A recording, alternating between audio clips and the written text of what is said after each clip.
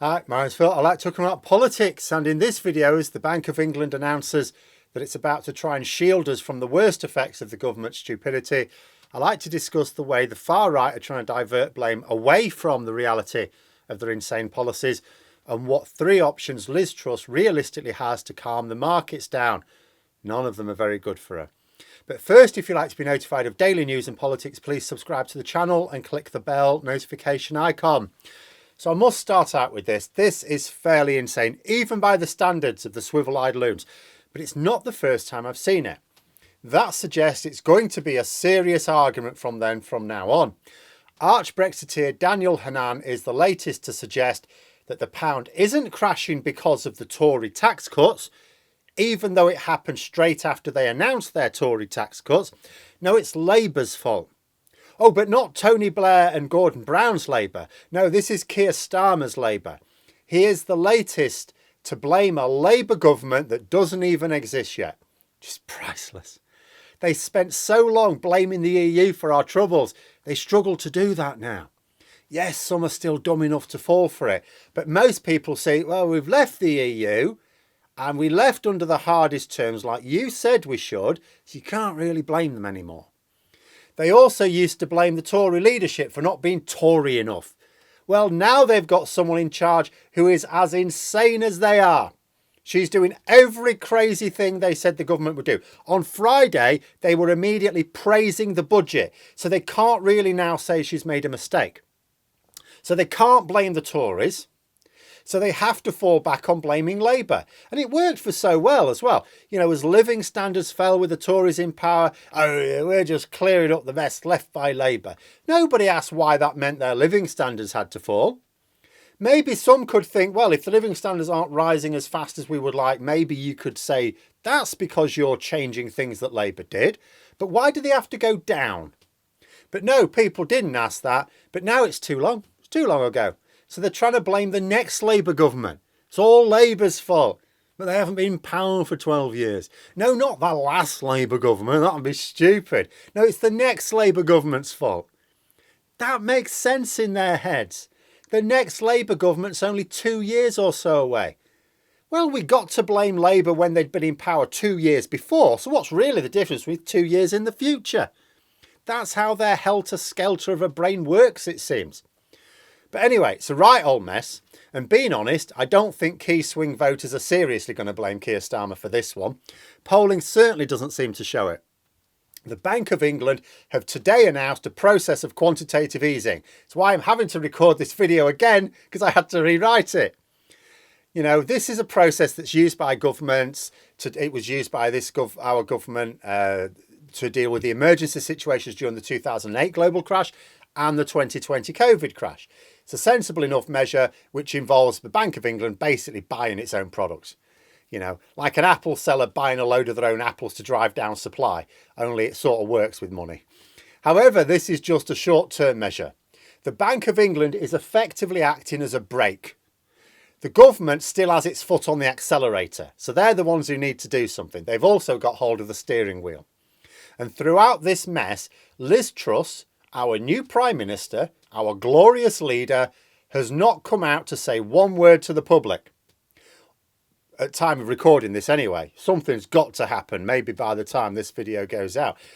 All those people who thought she was the strong leader, oh, she's brilliant, brilliant, brilliant. Where is she? She's hiding like her craven predecessor. Speaking of whom, Johnson's probably loving this. Thinks he'll be coming back sooner than expected at this rate. But Truss is actually going to have to do something.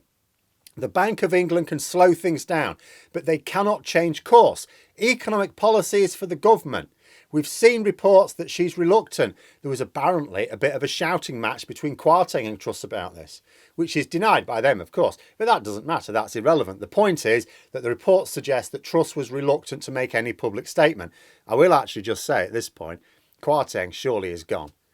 I can't see Kwasi Kwarteng still being the Chancellor at the end of this week. People are already asking who was the shortest serving Chancellor before now.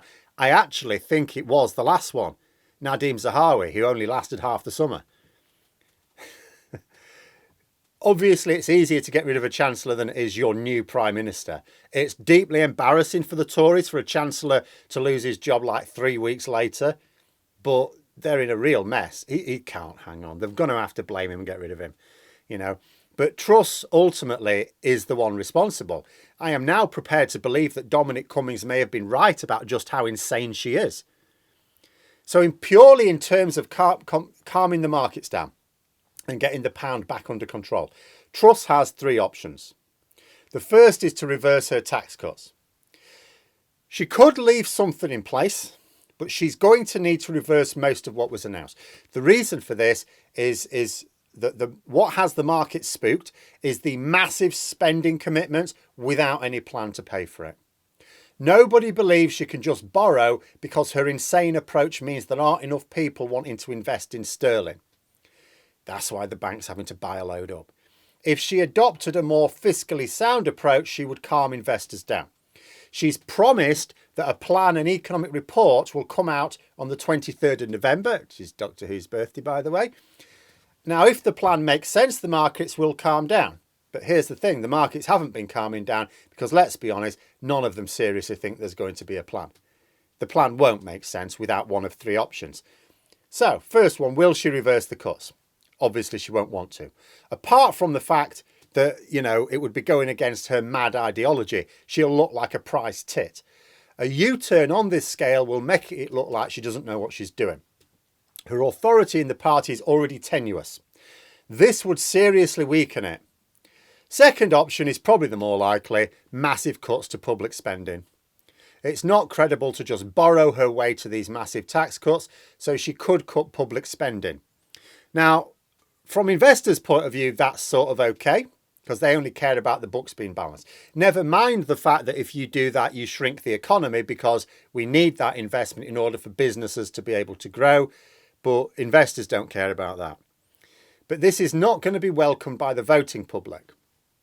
Public services are already badly undermined, and people know it. And so much is it obvious that all of the Tory candidates for the leadership contest, including Liz Truss herself, over summer said how bad a shape public services were in.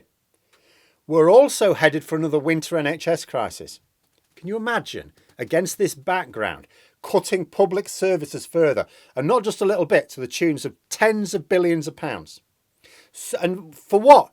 Like Starmer was saying yesterday, for what? So you can pay for tax cuts for the rich. Because that's the alternative, and Labour will say that. You're cutting public services to pay for these tax cuts for the rich. You could just reverse the tax cuts for the rich. So if Truss does this, and it's the Tory way, then I actually think Labour might win a majority at the next election after all. It's absolutely guaranteed that the Tories would lose the next election with Truss in charge at any rate. The Tories would have no option to replace her then. And for people thinking, oh, Phil, you've got to be aware of this party rule, you see. She's safe because the party rule says that you can't have a confidence vote in the leader until they've been in charge for 12 months. But that's a fail-safe for the party, not the leader. It's to stop a small minority of headbangers wrecking the work of a new leader that they don't like when the rest of the party want to pull together. But if there was a real groundswell of opinion that the leader needed to go, the 1922 committee could just suspend the rule. Just like they can suspend or change any rule they like, it's their job to act in the interests of backbench Tory MPs, not the leadership. The third option is to do nothing. That will then force the Bank of England to raise interest rates quite highly. They seem to be holding off till November before doing any interest rate rises, but who knows? I thought they were holding off all action until November, and then they announced quantitative easing today. But the market seems to think that interest rates will rise to a bit over 6% without major intervention. If that happens, people's mortgages will go up unless they've been fixed for the foreseeable future. It'll mean hundreds of pounds a month added to monthly mortgage payments for many thousands of swing voters in marginal constituencies. And it's not even like those die-hard Tory supporters who are largely elderly and probably have paid off their mortgages will be happy either. Because they may be okay, but they may have children who will be badly hit by this. They won't be impressed by that. I'll tell you something, it's all right well-off people thinking that tax cuts are saving the money. I've heard some people going, oh, it's terrible that they're doing this, but I'll be all right. It's like, no, you won't. You have to be a multimillionaire at least to benefit from Tory tax cuts, because even reasonably well-off earners, that's what they do when you read it in the paper. Oh, how will the budget affect you? And you look at it and go, oh, I'm gonna save money. No, you ain't. No, you're not. Because those tax cuts will be wiped out by higher outgoings.